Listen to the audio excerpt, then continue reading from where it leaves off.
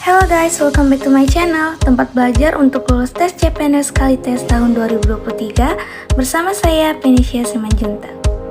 Pada video kali ini kita akan mengupas tuntas soal silogisme TIU dengan trik jitu dan cepat.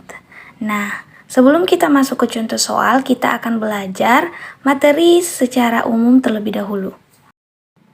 TIU perbal atau silogisme, tujuan dari tes ini adalah untuk mengukur kemampuan individu untuk menarik kesimpulan dari dua pernyataan yang diberikan. Ada 3 rumus penarikan kesimpulan, yaitu modus ponens, modus tollens, dan silogisme. Untuk modus ponens ini premisnya, jika P adalah Q, premis 2-nya P, maka kesimpulannya adalah Q. Untuk modus tollens, premis pertama jika P maka Q, premis kedua negasi Q, kesimpulannya adalah negasi dari P. Untuk silogisme, premis pertama jika P maka Q, premis kedua jika Q maka R, kesimpulannya adalah jika P maka R. Kita lihat pada silogisme, jika ada yang sama pada premis pertama dan premis kedua, tinggal dicoret saja ya. Ini Q dan Q, maka rumusnya menjadi jika P maka R. Negasi atau ingkaran. Negasi atau ingkaran merupakan pernyataan yang memiliki nilai kebenaran yang berbeda dengan pernyataan semula. Dengan kata lain, negasi atau ingkaran merupakan kalimat yang bertentangan dengan kalimat semula. Rumus dari negasi atau ingkaran ini yang pertama, negasi dari konjungsi P dan Q, yaitu negasi P atau negasi Q. Untuk yang kedua, negasi dari disjungsi P atau Q, yaitu negasi P dan negasi Q. Yang ketiga, negasi dari implikasi P maka Q, yaitu P dan negasi Q. Negasi dari B implikasi jika maka P dan Q, yaitu P dan negasi Q atau Q dan negasi P. Nah, teman-teman, untuk rumus seperti ini kita harus pahami betul, karena nanti pada soal yang muncul itu akan ditanyakan apa negasi dari kalimat yang sudah dibuat pada soal. Atau bisa saja diminta biimplikasi maupun implikasinya. Jadi, kita harus hafal betul dan memahami rumus dari negasi atau ingkaran ini. Nah, kalau yang ini adalah turunan dari pernyataan implikasi.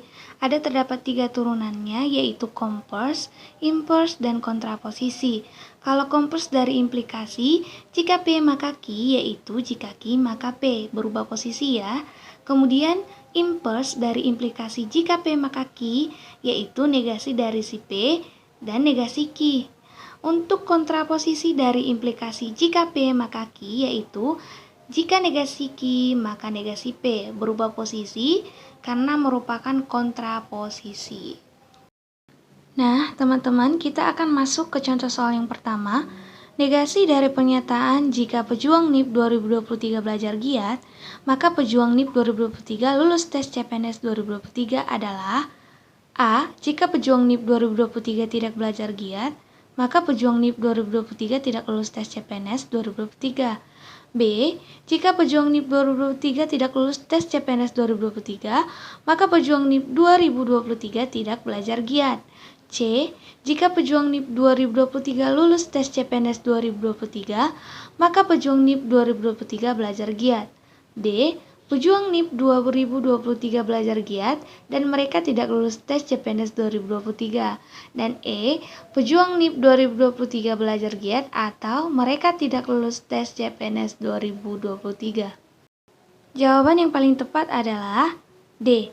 Pejuang NIP 2023 belajar giat dan mereka tidak lulus tes CPNS 2023. Mari kita sama-sama membahas kenapa bisa jawabannya D. Pada soal tersebut merupakan bentuk implikasi P, Q yang dibaca jika P maka Q.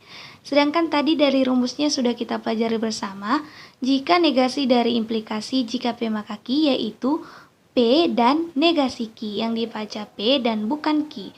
Sehingga negasi dari pernyataan jika pejuang NIP 2023 belajar giat, maka pejuang NIP 2023 lulus tes CPNS 2023 adalah pejuang NIP 2023 belajar giat dan mereka tidak lulus tes CPNS 2023.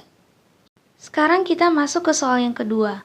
Konversi dari pernyataan jika pejuang NIP 2023 belajar giat, maka pejuang NIP 2023 lulus tes CPNS 2023 adalah A.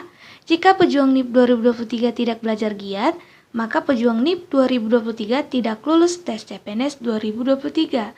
B. Jika pejuang NIP 2023 tidak lulus tes CPNS 2023, maka pejuang NIP 2023 tidak belajar giat. C. Jika pejuang NIP 2023 lulus tes CPNS 2023, maka pejuang NIP 2023 belajar giat. D. Pejuang NIP 2023 belajar giat dan mereka tidak lulus tes CPNS 2023. E. Pejuang NIP 2023 belajar giat atau mereka tidak lulus tes CPNS 2023. Jawaban yang paling tepat adalah C. Jika pejuang NIP 2023 lulus tes CPNS 2023, maka pejuang NIP 2023 belajar giat. Yang ditanyakan pada soal adalah konvers dari implikasi jika P maka Q, yaitu jika Q maka P. Sehingga konvers dari pernyataan jika pejuang NIP 2023 belajar giat, maka pejuang NIP 2023 lulus tes CPNS 2023 adalah jika pejuang NIP 2023 lulus tes CPNS itu Q-nya, maka pejuang NIP 2023 belajar giat itu P-nya. Jadi sesuaikan dengan rumus ya teman-teman. Nah, sekarang kita sudah masuk ke contoh soal yang ketiga. Jika Naruto bukan tokoh kartun, maka Doraemon adalah kucing sungguhan. Ingkaran dari kalimat itu adalah, nah soal ini ditanya ingkaran atau negasi. A. Jika Naruto adalah tokoh kartun, maka Doraemon bukan kucing sungguhan. B. Jika Doraemon adalah kucing sungguhan, maka Naruto adalah tokoh kartun. C. Naruto adalah tokoh kartun atau Doraemon adalah kucing sungguhan. D. Naruto bukan tokoh kartun dan Doraemon bukan kucing sungguhan. E. Naruto bukan tokoh kartun atau Doraemon bukan kucing sungguhan. Jawaban yang paling tepat untuk soal ini adalah D. Naruto bukan tokoh kartun dan Doraemon bukan kucing sungguhan. Pada soal tersebut, pernyataan jika Naruto bukan tokoh kartun, maka Doraemon adalah kucing sungguhan merupakan bentuk implikasi. Ingat tadi rumusnya, jika P maka Q, dan ingkarannya adalah P dan negasi Q, sehingga ingkarannya yaitu Naruto bukan tokoh kartun, itu P-nya, dan Doraemon bukan kucing sungguhan, yaitu negasi dari si Q. Baik teman-teman, selalu saya ingatkan untuk memahami kembali rumus-rumus dari negasi, invers, konvers, dan masih banyak lagi. Nah, sekarang kita masuk ke soal yang nomor 4. Semua penipu pandai bicara dan ramah. Tuan M tidak ramah tetapi pandai bicara. A. Tuan M seorang penipu yang pandai bicara. B. Tuan M seorang penipu yang tidak ramah.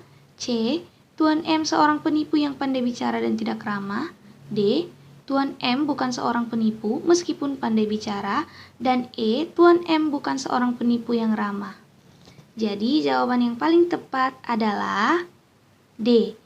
Syarat seseorang disebut penipu ada dua, yaitu pandai bicara dan juga ramah. Jadi jika salah satu syarat saja yang tidak dipenuhi, maka orang tersebut bukanlah penipu. Kita lihat jawaban yang lain. Untuk jawaban yang lain, hanya memenuhi satu syarat seperti A, Tuan M seorang penipu, belum tentu dia penipu walaupun dia pandai bicara. Dan Tuan M seorang penipu yang tidak ramah, dia bukan seorang penipu sama saja karena tidak memenuhi kedua syarat. Tuan M seorang penipu yang pandai bicara dan tidak ramah, salah. Kemudian E, Tuan M bukan seorang penipu yang ramah. Jadi jawaban yang paling tepat adalah Tuan M bukan seorang penipu meskipun pandai bicara. Soal nomor 5, korban yang memiliki tabungan kurang dari 3 juta rupiah mendapat bantuan dan hadiah. Yusuf menerima bantuan tetapi tidak menerima hadiah. A. Yusuf adalah korban yang tabungannya lebih dari 3 juta rupiah. B. Yusuf adalah korban yang tabungannya kurang dari 3 juta rupiah. C. Yusuf adalah korban yang berhak menerima hadiah. D. Yusuf adalah bukan korban yang berhak menerima hadiah. Dan E. Yusuf adalah korban yang tabungannya 3 juta rupiah. Jawaban yang paling tepat adalah A. Yusuf adalah korban yang tabungannya lebih dari 3 juta rupiah. Mari kita bahas bersama.